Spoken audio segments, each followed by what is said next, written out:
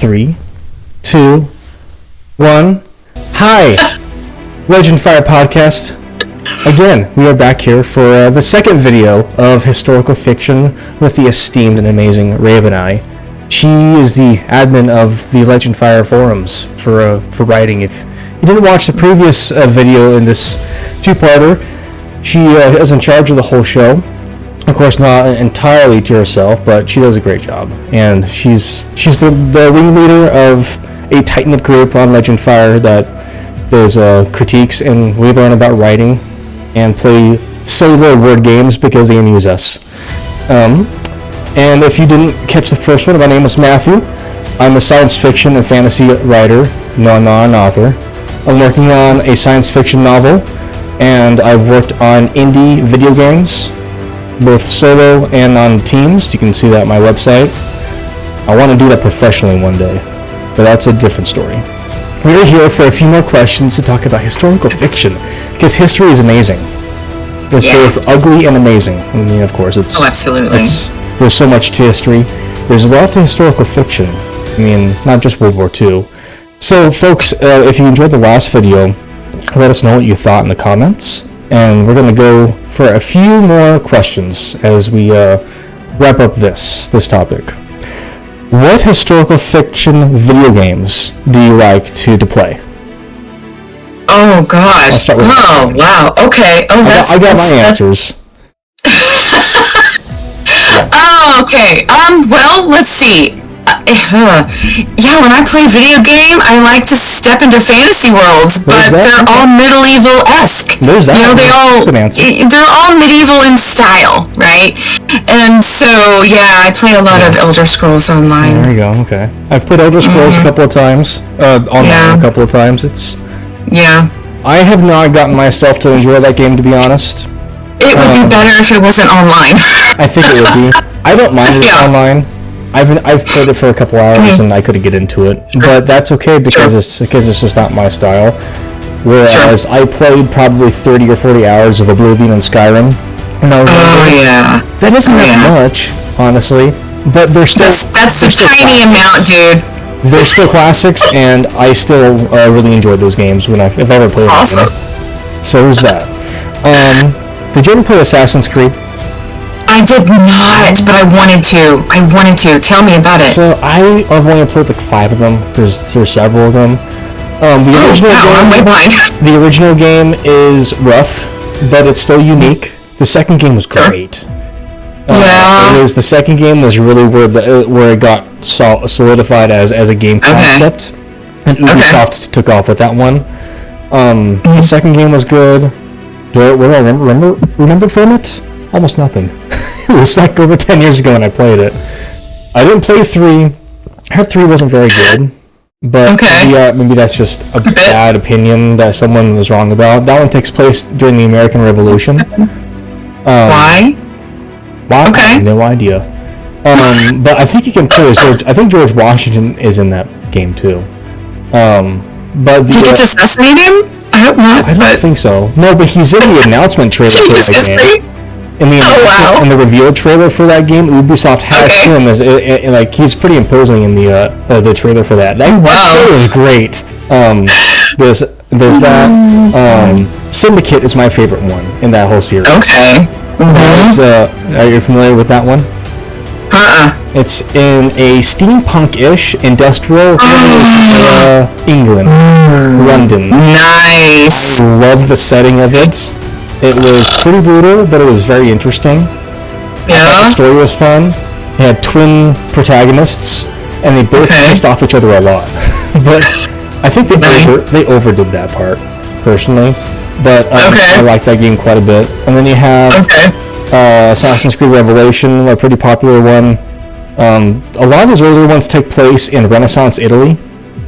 There's that. And then the most recent ones take place in Egypt and in, I think, 9th or 8th century England when King Alfred the Great was alive. That was Valhalla, Assassin's Creed Valhalla.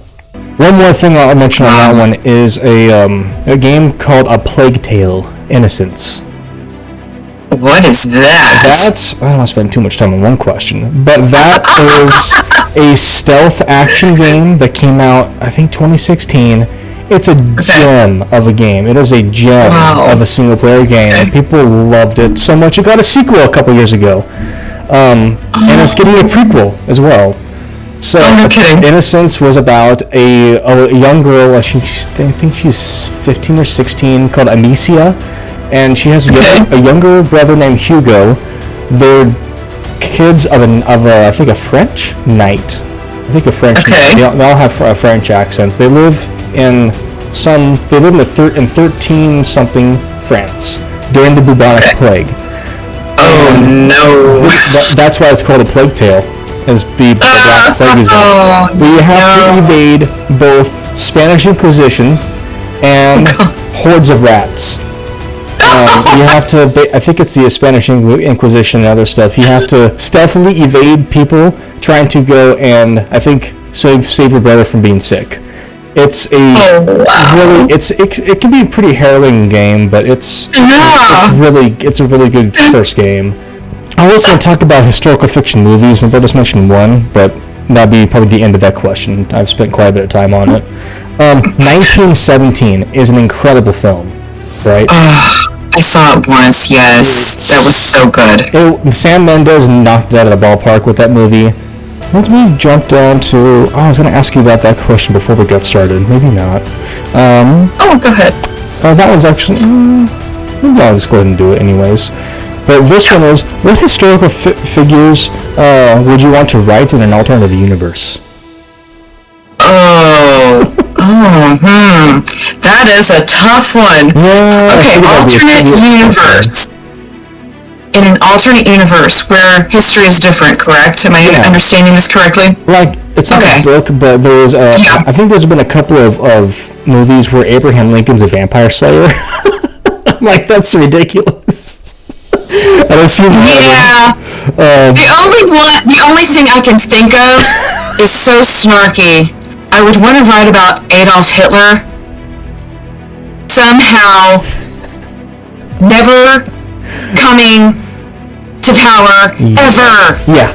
How something would that be? Stops him. Yeah. That would be amazing. I don't know what it would be, but something. I mean, I don't know. Maybe his parents would have accepted him as an artist. Then that would have worked, because that was when he was so he was an artist, and then I don't. How much do you know about that? A little. I know he painted. A little bit. He was apparently a pretty good painter, but his parents said no, you suck. And then I think he got gassed in the Battle of Verdun, or some. Yes. Or some. So he named that on his episode. And a bunch of other stuff. So if he didn't get gassed out and wounded, and if his parents accepted him as an artist, he probably wouldn't have started World War II. Or, I mean, that's a very simplified thought process about that, but maybe not. Or maybe he just died at Verdun instead. Or he just died at Verdun, and that would have prevented, 60 million people? 30 million people dying? I don't know, that's crazy. That would be a pretty interesting one. So that one definitely wouldn't be a silly one, that'd be a very serious one. Because I did comment on that. Dark. I would think, what if Winston Churchill was doing something crazy, because he was crazy, but he was a pretty cool guy. Brilliant. He was brilliant and just brilliant all at the same time, and a tough guy. Yes. Or like if a one-term US president was a two-term guy, instead of it being one term. I'm not sure how that would have worked. That one? Like Lincoln didn't get assassinated. That would be amazing. Or was it William McKinley was only 4 years? Or some of only the 4 year ones that they had an extra 4 years, what would have happened? Right. But the ones sorry, I thought I cut you off. No, you're good. I think that one, or another one I made a comment on was, I think taking Mary Queen of Scots with Elizabeth I and doing something unusual with it. As I think yes, because Mary wins. I mean, I thought was that Elizabeth I, her cousin, or was it a different one? Yes, indeed. And it was Elizabeth who had her imprisoned and beheaded, and but what if that didn't happen? What if? I mean, what if Mary won the war? She came down and took the throne. There's that. I think the movie with Helena Bonham Carter and Saoirse Ronan would have been different. I'm pretty sure. Do what? Put out there for a second. Oh, I think the movie with Helena Bonham Carter, I think she plays in that movie, and Saoirse Ronan would have been different. I don't. One of those was in. It was Saoirse Ronan. I'm pretty sure played Mary Queen of Scots, and Elizabeth was played by someone else. I forgot. That was several years ago. Okay. I missed that one somehow. I don't remember. I think I'm wrong on one of those cast members. But is that... Okay, that was a long one. Let's do a couple other more serious ones. Do you take any inspiration from the Bible at all? Or is that something entirely different? I do. In the story I'm writing right now, there's a lot of those themes. I mean, it's called The Shattered Eden for a reason. Okay. Right. Yeah. And so I use a lot of the symbolism. The serpents keep showing up. Okay. And the garden, the walled garden, a lot in the symbols. And then the main character in it was put away for a while, and her last few years as a child, she was raised by nuns. And so Anglican nuns. Okay. Yes. And so her thinking comes back around to biblical teaching and some verses, when she encounters things that, she takes courage from those. So absolutely. Those things are in there. I think I like it. I mean, not every person that writes historical fiction is going to use the Bible as reference material. I mean, probably a lot of them do, a lot of them don't. But it's still for people who go to church. I think I find it neat to see that. Natural for it to be there. It can be natural in some ways. I mean, whether or not you're a Christian, there are many places in the world in history that probably still mention that in like conversations, but. Again, not everyone does use that, and it's perfectly fine. But I just think it's interesting when people do that. I like talking about that. I'm using it as inspiration for my science fiction story in a couple of places, and it's tricky. I'm not sure if I'm going to pull it off right, but I'm doing it anyways. So I'm going to see how it works. Right. See how it works. Don't want to be preachy. Don't want to be too obvious. No preaching. The themes are going to be there, and I hope it resonates well. Awesome. What are your go-to tropes? My tropes. fiction. Secret. I love the secret trope. The hidden something that someone's hiding. I love that trope.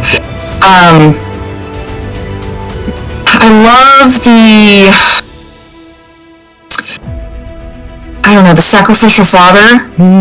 Is that considered a trope? I mean, it's not historical fiction, but there are some shows lately that do have this. Surrogate father more than sacrificial, honestly. So no, it's different. Right. The Last of Us, Pedro Pascal plays a surrogate father. And I mean Joel in the game. I mean, he's a fantastic character, and what an amazing actor as well. But that's not quite the same thing, actually. So. Sorry, audience, I was wrong. I thought that was going to be a good connecting point. Nope. But Pedro Pascal is great, so. Yeah, absolutely. Okay. So the sacrificial father, because that. And the secret, and oh gosh, I love looking through the trope books. I don't even know all of them. I had to Google a few of them myself. Yeah. The enemies to lovers, I love that. And the opposite. It's so much fun to do the opposite as well. Shoot, there's so many. I don't want to say too much. Oh, that's okay. Well, like Pride and Prejudice, that's a pretty big one for the enemies to lovers one. Oh, absolutely. Mr. Darcy. Oh, there's nobody better than Mr. Darcy. I own the book. I've tried reading it. I can't. I don't know how to get through this writing style. Jane Austen, why? It's hard. It's hard. It reminds me. It makes me think of a 16-year-old drama queen in high school that's writing this down. But it's a very famous book for good reasons, and I'm like, I really liked the Keira Knightley movie. That's a great movie. So sure, it is. It's good. That's the only one I've seen. I'm like, I really liked it. So I got admiration and respect for that story, anyways. Absolutely. So that one. Good. Any other ones, or are those the kind of ones you kind of prefer? Those are the ones I can think of at the moment. Do you want to toss any out and see if I've used it? I was thinking these are tropes. I'm also thinking that these are more D&D tropes. Or like, or just character styles, like the nobleman who's trying to do good, but he can sure bring the hammer down if he has to. I like that.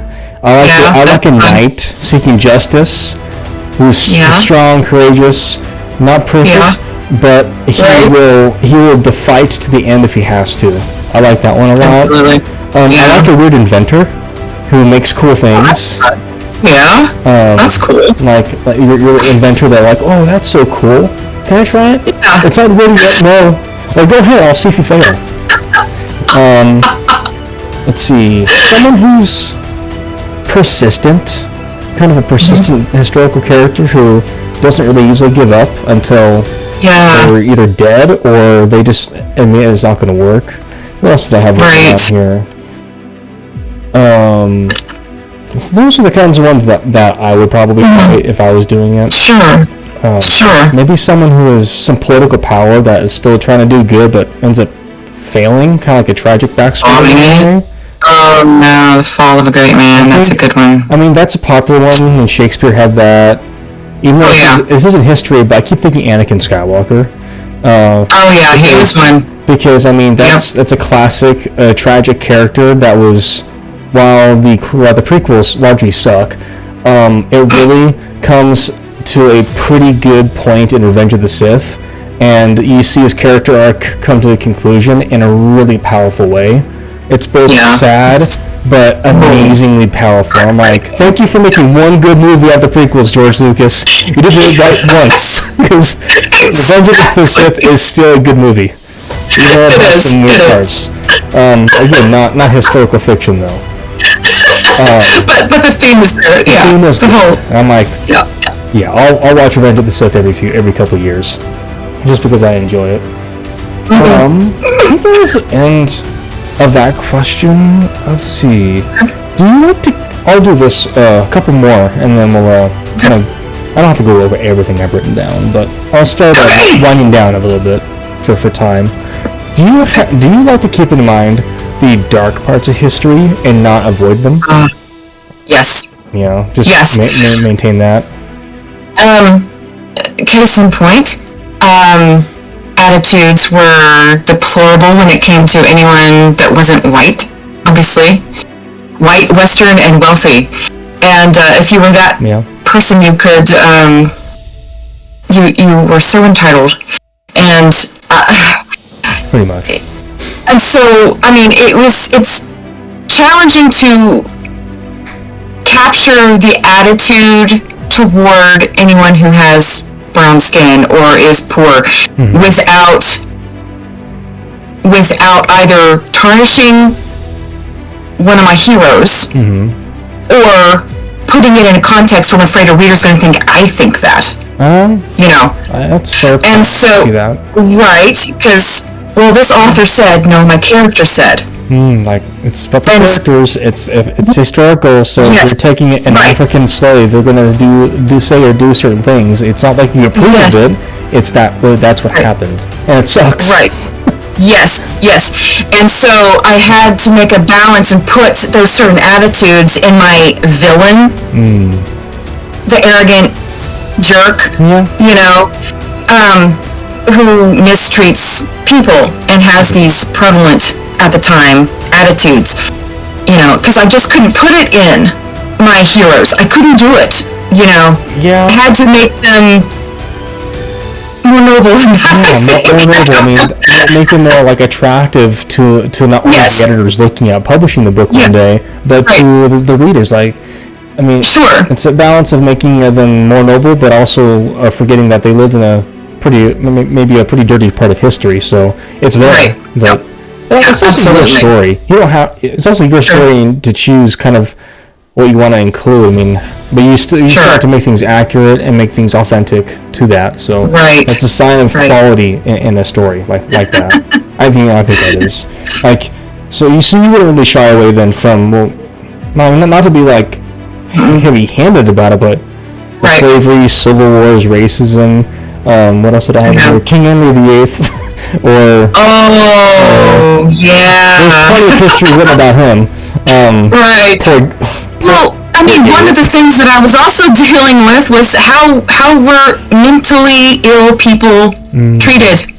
You know, I mean, how were they treated? There wasn't medications. Okay, you know, and so.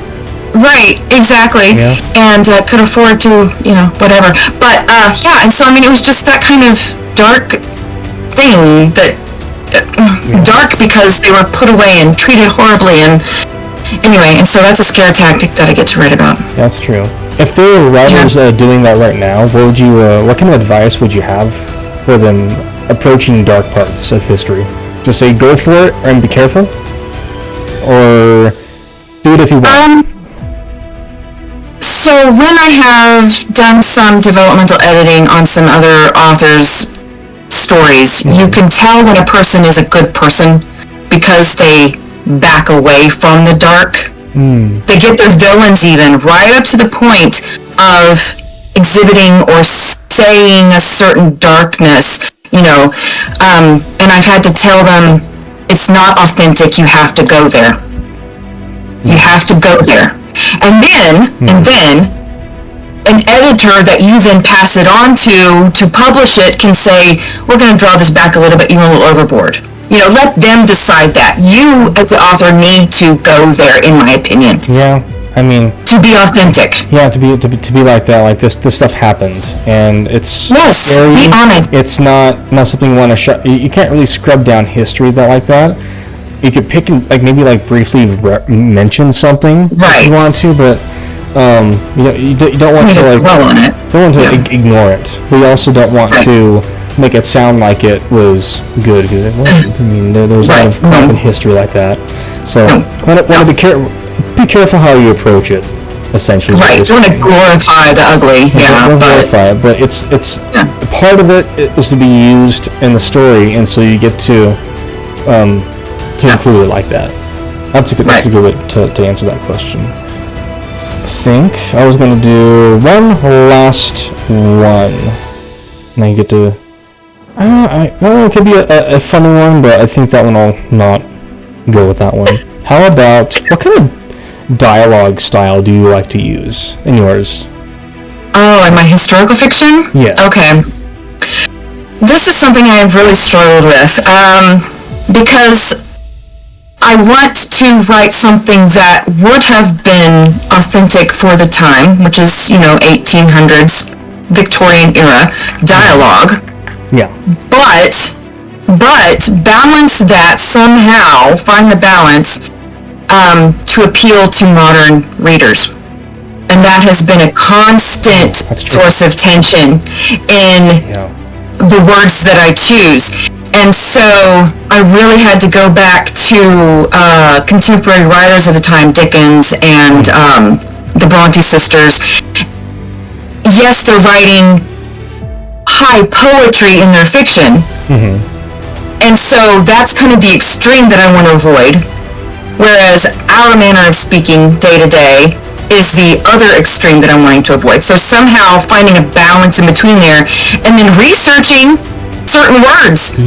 Certain words were not used until modern times, and we take them so for granted it doesn't even occur to us. And so anytime there's a minuscule question in my mind, I'll look up and say, when was this word first in the language? And so, oh crap, well, now I have to find something else. And so it sounds like a lot of work, but that's all how you do it. I think that's how you make it sound authentic. I'm sure there are certain words you can shift around to sound like the or regular words that did not sound quite the same. Like, you're not going to say thou or thee all the time, unless you No! Good grief, unless you really wanted to. It might sound cool. Like, are you speaking Shakespeare to us all the time? Are you reading the KJV to us, or just say V? Come on. Not everyone's gonna understand that. Yeah, no. Unless you're writing way back when, don't do that. Yeah. Unless you're like a scholarly research paper, then you could do that. But that's not fiction. So I think to start wrapping this up. What kind of advice would you have for people writing historical fiction that you would want to encourage them with or have them be aware of? Okay. Character first, history second. Yeah. That's pretty much it. Character first, history second, but also don't be. Yes. I mean, the historical setting is the fluff. Mm-hmm. It's all about the characters. If it's not about the character, then I can go read a textbook. Sorry. I want to know about the character in this setting. Yep. So, focus on that. Or you just go watch documentaries. I mean, or like that. Just go do that. I mean, there's YouTube channels you can watch, animated documentaries on how military battles happened. Exactly. Or you can go look up Sara, I guess her name is, a pretty popular historian recently. And then I only recently discovered her. And then, just character first, and not just historical fiction, but in addition to any fiction story, everything. Is character first, plot as well, setting second. But the setting is it's the cool part. The character is what people want to read, is what they learn from, and it's what drives everything forward. And if you don't have that, then you're gonna lose people on page 1 or 2. And you have to do that. And that's not what you want to do. You want to hook them in. So we're gonna wrap this up. I've already talked about where you guys can find me on my previous articles, my previous videos, my website, LegendFire. Where can we find Raveneye? We can find Raveneye at courtellyn.com and at legendfire.com and somewhere on Facebook, but I'm not sure where. So, there you go. I've seen the page, I just don't remember anything about it. What was that? Sweet! Was there anything else that I was going to mention? Is there a historical fiction book that you're reading right now that you think people should check out? Oh, man! I mean, your story, but, yeah. My favorites are Fingersmith by Sara Waters, and anything by Kate Morton, which jumps back between history and the present. Amazing. It's pretty cool. That sounds really challenging. But yes, I mean, anything historical is probably going to be much trickier than it almost sounds harder to write that than science fiction is. Yes, I would agree. Because science fiction, or fantasy, you can create your own stuff. Historical fiction, it's already there. You got to know the stuff. Yes. There's that. Yeah. Sweet. I really enjoyed this conversation. People who are watching, please press like if you liked it, or dislike if you didn't like it. I hope you don't dislike it. And if you want to subscribe for all these. This actually is going to be the end of the LegendFire podcast right now. Wow. For right now. I'm not sure what I'll do in the future. That's undecided. But I learned a lot from her, from Calder Malhair. Oh, I'm stuttering so bad. I learned a lot from Calder Malhair and world building from Altaria about family and writing. That was a pretty fascinating one too. They're all fascinating. I hope you all enjoyed them all. I mean, if you did, tell us what you thought in the comments. Otherwise, we'll see you some other time maybe. And thank you, Raveneye, for joining. Thank you everyone for watching. Have a good one. Bye. Bye.